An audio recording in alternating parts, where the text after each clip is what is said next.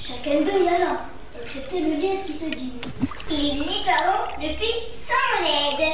Lorsque le puits fut à nouveau propre et rempli d'une eau froide et claire, le lion convoqua le lièvre et dit: Comme tu n'as pas voulu aider à nettoyer le puits, tu ne pourras plus jamais de sang. Oh, bien entendu, je n'en boirai pas. Je me trouverai à boire ailleurs. Le lion ne le prit pas et fit garder le puits pour en chasser le lièvre, au cas où il serait vu. La première à monter la garde fut l'antilope. Elle venait à peine de prendre son poste lorsque le lièvre parut portant une cruche dans sa main. Saluons, très belle antilope, et dit: Bonjour ma belle. Va-t'en, et vite! Je sais que tu es venu pour de l'eau. Le lion m'a ordonné de ne pas te laisser passer, alors tu ne passeras pas. Mais tu te trompes ma belle. Je ne suis pas venue pour de l'eau. Je suis désolée de te savoir obligée de rester là à cause de moi. Je t'ai amené une cruche remplie de miel. En disant ces mots, il prit une plume, la trempa dans le miel et la mit dans la bouche de l'antilope. C'est bon. M'en as-tu vraiment apporté une pleine cruche? Il n'aime plus les cruches. Mais si tu veux qu'il soit vraiment bon, tu dois me laisser t'attacher les pattes de devant. Ah bon? Tu dois m'attacher les pattes? Mais pourquoi m'attacher les pattes? Ça sert à quoi de m'attacher les pattes? Alors le miel sera plus doux. Vas-y, attache-moi les pattes, si tu dis que ce sera plus doux. Ainsi, l'antilope laissa le lièvre attacher ses pattes de devant. Oui, je veux me régaler. Mais au lieu de lui donner le miel, le lièvre emplit la cruche vide avec l'eau du puits. Et donna une bonne raclée à l'antilope en lui sautant dessus avant de rentrer chez lui. Lorsque le lion sut comment le lièvre avait tué l'antilope, il fut mécontent.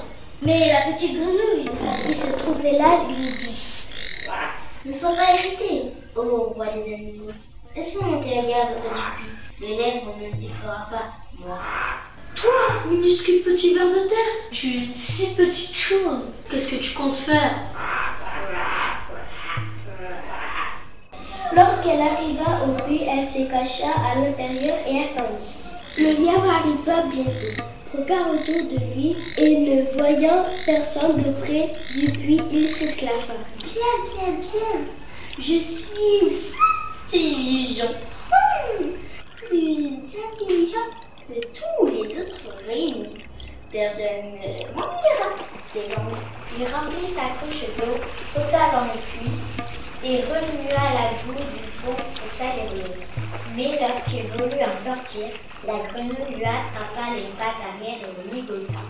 Le lion fut content que quelqu'un eut finalement le dessus avec le lièvre et il convoqua tous les animaux pour décider de la punition qui convenait. Qu'on le noie dans le On va les puits, noyer dans le puits.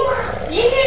Allons, tuons-le directement. qu'on l'électrique, Qu'on l'électricute. qu'on le jette au crocodile, Qu'on le donne au cobra. qu'on le guillotine, J'ai une idée. Pendant-le.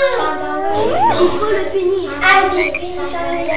qu'on le fasse canoniser. Chacun y allait de ses propositions, mais ils étaient incapables de se mettre d'accord. Ils en étaient là quand le lièvre dit: Il m'apporte peu de saveur ce qui m'arrivera. Je sais de toute manière que c'est la fin pour moi.